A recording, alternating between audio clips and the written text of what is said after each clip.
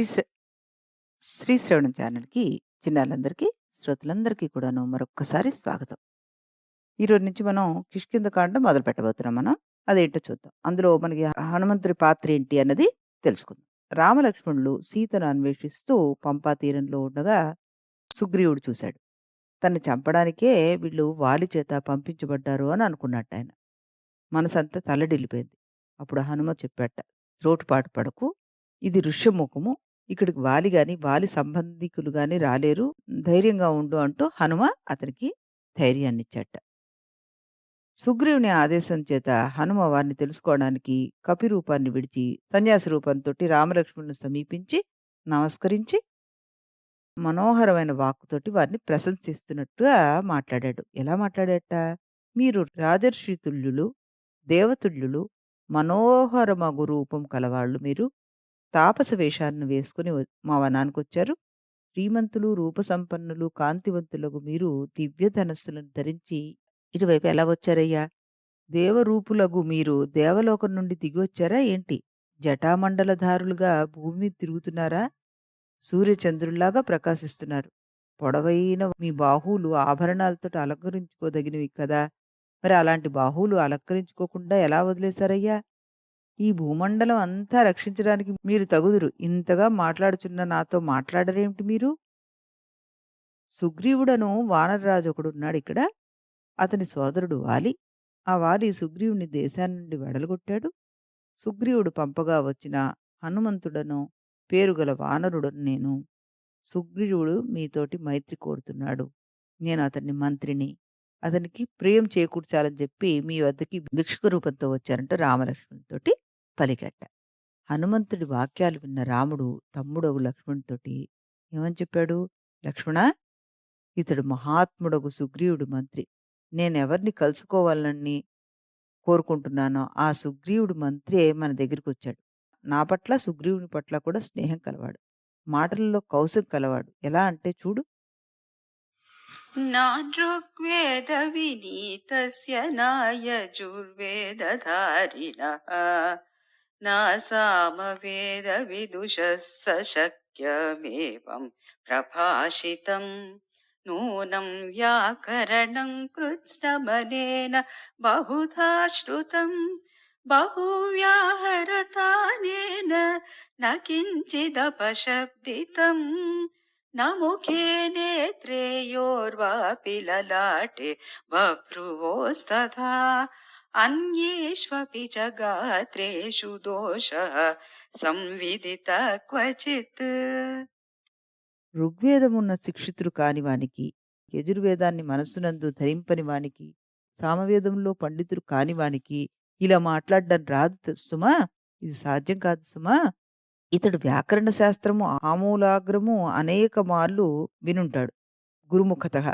అందుకే చాలా సేపు మాట్లాడినా కూడాను ఇతని మాటల్లో కొంచెం కూడా అపశబ్దం వెలువడలే.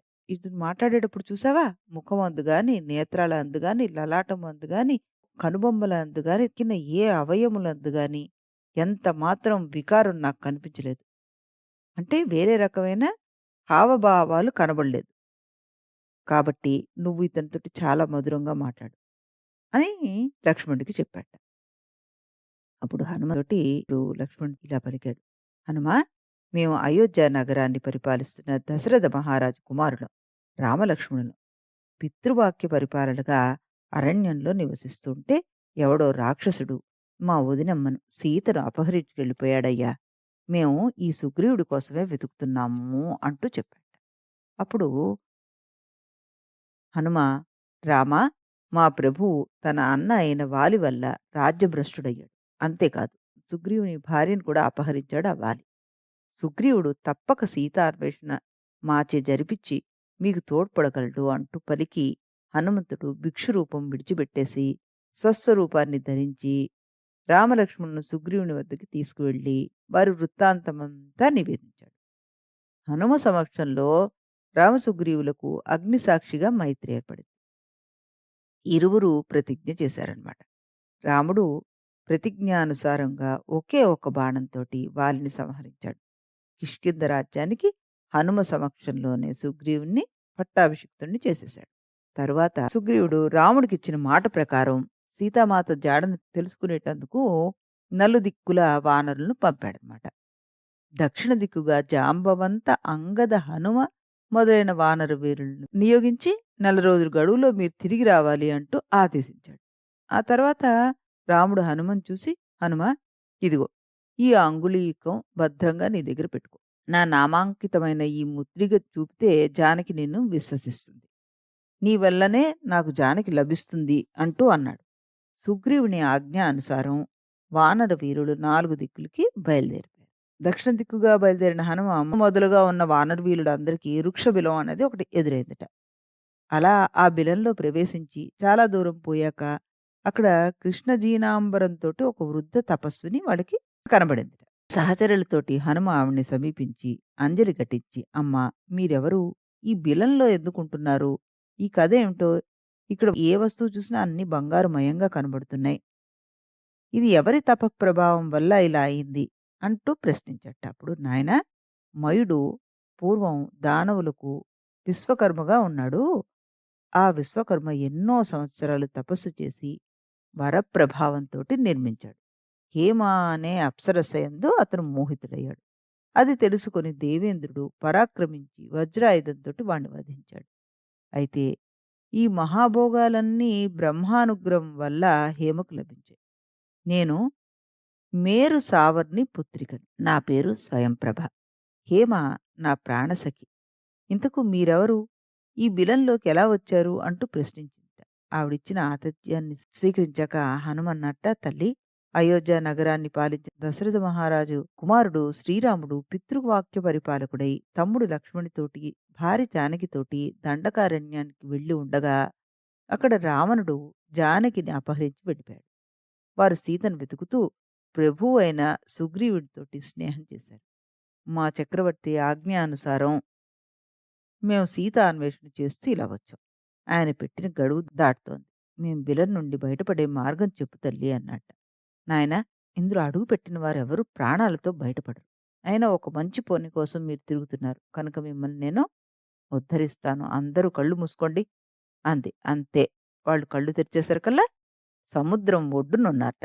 ఆ తర్వాత వాళ్ళు ఆ సముద్రం యొక్క దాటికి తట్టుకోలేక దుఃఖితులై విచారిస్తున్నట్టు. వారు దక్షిణ దిక్కుగా వెతకడం 4 రోజులు దాటుతోంది.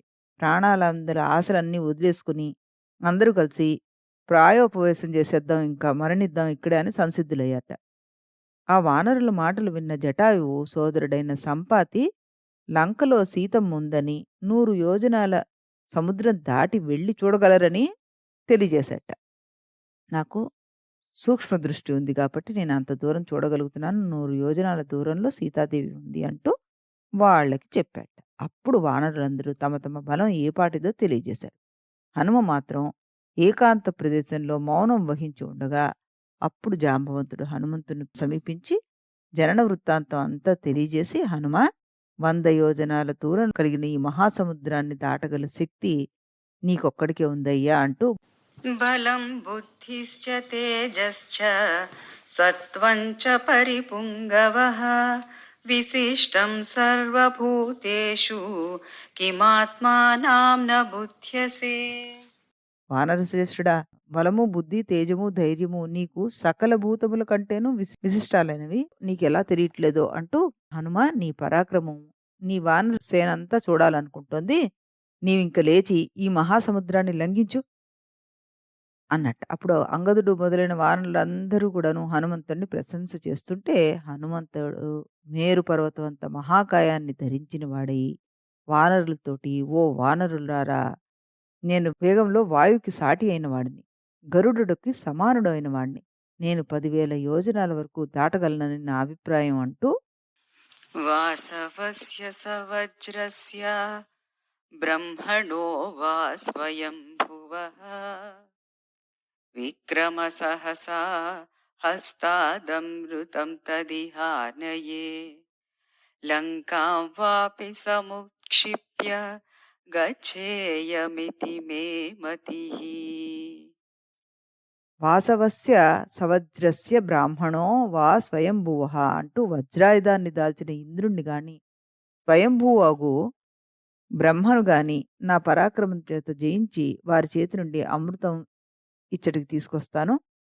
లంకనే లేవనెత్తుకుని రాగలనని నా అభిప్రాయం" అని అంటూ తనలో ఉన్న శక్తిని బయటకు తెచ్చుకున్నట్ట. గర్జిస్తూ వానరులందరూ పరమానంద భరితులై ఆశ్చర్యంతో చూస్తూ ఉండగా మహేంద్ర పర్వతాన్ని అధిరోహించి సముద్రాన్ని దాటడానికి ప్రయత్నం చేశాడు. ఇక్కడి నుంచి మనకి సుందరకాండ స్టార్ట్ అవుతుంది. మనం ఈరోజు ఈ కథని ఇక్కడికి ముగించుకొని రేపటి నుంచి మనం సుందరకాండలోకి అడుగుపెట్టేద్దాం. అంతవరకు సెలవు.